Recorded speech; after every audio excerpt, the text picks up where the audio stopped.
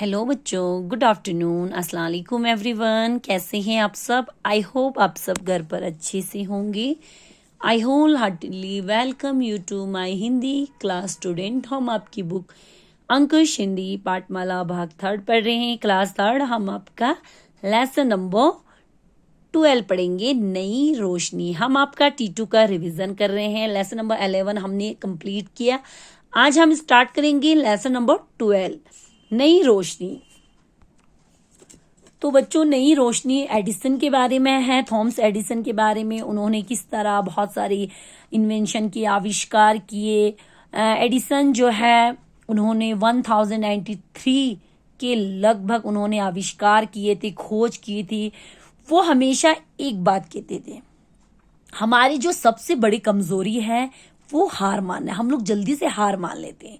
सफलता यानी कि कामयाबी हासिल करने का सबसे आसान तरीका है कि एक बार फिर से कोशिश करना और कोशिश करते रहना। हम लोग हार मान लेते उसके बाद हम बैठ जाते हैं, ये गलत बात है। एडिसन कहते थे कि हमेशा जो है हमें कामयाबी तक पहुंचने के लिए हमें बार बार कोशिश करनी चाहिए। अगर हम कोशिश करेंगे तो इंशाल्लाह हम जरूर कामयाबी के मंजिल पर पहुंच जाएंगे। इसलिए हमेशा जो है निराश नहीं होना है। कोई भी काम आपको ना आए या आपको नहीं आता है तो आप उसको कोशिश करिएगा, इंशाल्लाह आप लोगों को कामयाबी जरूर मिलेगी। तो हम पढ़ेंगे एडिसन के बारे में। एडी, कहाँ हो तुम? माँ ने आवाज दी। नाश्ता तैयार है, एडिसन ने जवाब दिया। माँ, मैं अखबार बेचने जा रहा हूँ, ट्रेन का समय हो गया है। नाश्ता लौटकर कर लूंगा।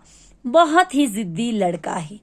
माँ ने लंबी सांस ली और घर के दूसरे कामों में जुट गई। एडिसन बगल में अखबारों का बंडल दबाए रेलवे स्टेशन की तरफ भागा।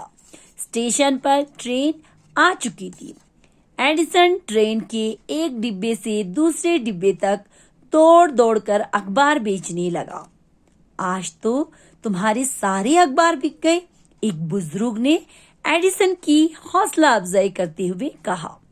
तुम बड़े मेहनती लड़के हो, देखना एक दिन तुम बहुत तरक्की करोगे।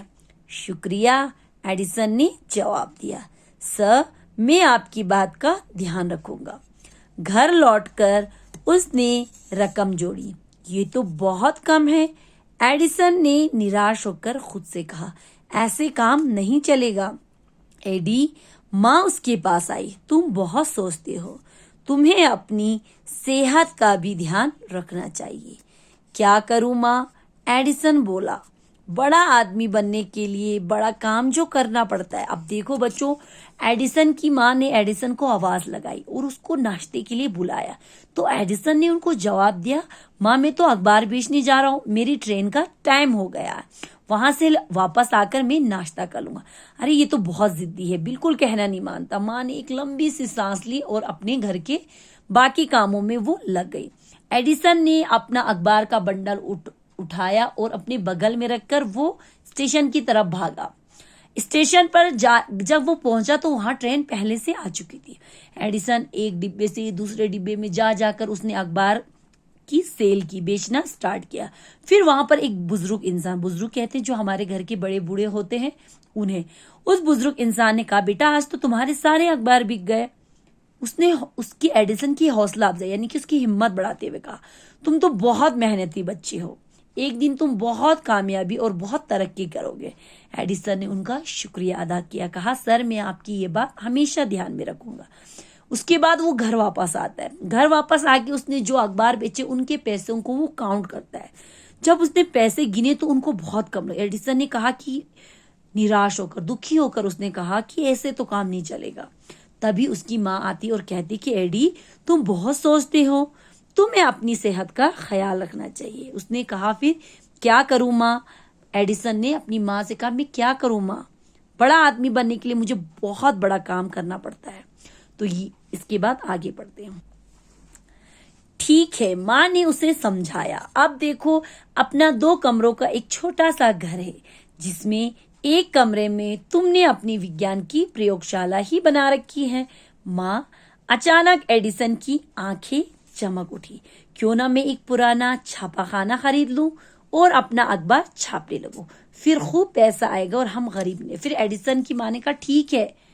अब देखो भाई, हमारा 2 कमरों का घर है, एक छोटा सा जिसमें तुमने एक में ये देखो साइंस की लैब खोल रखी, प्रयोगशाला यानी कि वहां पे लेबोरेटरी खोल रखी है। और तभी जब माँ ने ये बात कही तो एडिसन की आंखें चमक गई, यानी कि उसको एक उम्मीद, उसके अंदर एक उम्मीद जागी। उसने कहा कि माँ क्यों ना मैं एक छापाखाना खोलूं। छापाखाना मीन्स मतलब जहां पर अखबार वगैरह छापा जाता है उसे कहते हैं छापाखाना। खरीद लेता हूँ और फिर खुद का अखबार छापूंगा और मेरे पास बहुत सारे पैसे आएंगे, इससे हम लोग गरीब भी नहीं रहेंगे। वे मैं नहीं जानती, लेकिन अब इस घर में तुम्हारी कोई तिकड़ा, उसने कहा, माँ ने कहा मुझे आप कुछ नहीं सुनना है, लेकिन इस घर में आप तुम्हारी कोई भी ये तिकड़म वगैरह नहीं चलेगी।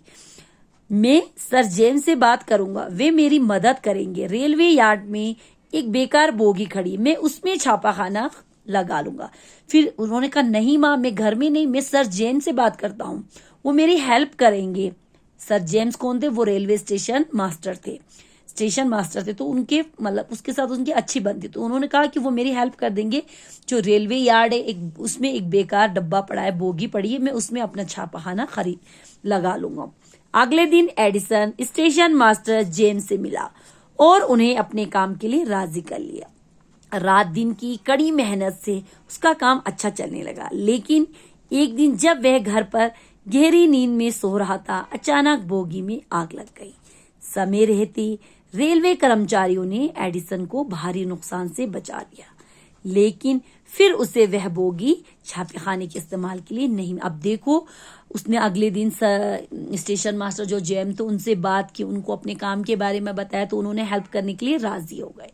अब एडिसन रात दिन मेहनत करके उसने बहुत अच्छा अपना काम जमा दिया। उसका काम बहुत अच्छा चल रहा था। फिर वो एक दिन अपने घर पे आराम से सो रहे थे, तो अचानक उसकी बोगी में आग लग गई।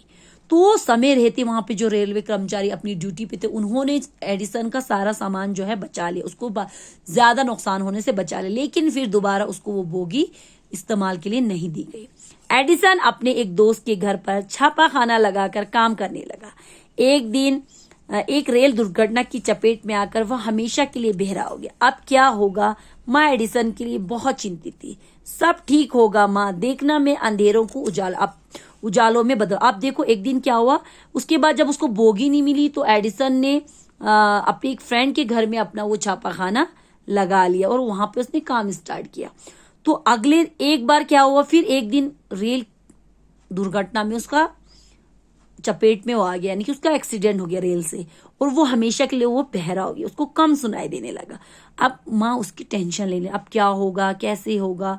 लेकिन एडिसन ने कहा माँ सब ठीक होगा, आप फिक्र मत करो, आप देखना कि ये जो अंधेरे हैं इनको मैं एक दिन उजालों में बदलूंगा। यहीं तक रखेंगे, इंशाल्लाह बाकी का लेसन हम कल कंप्लीट करेंगे। तब तक के लिए अल्लाह हाफिज, थैंक यू।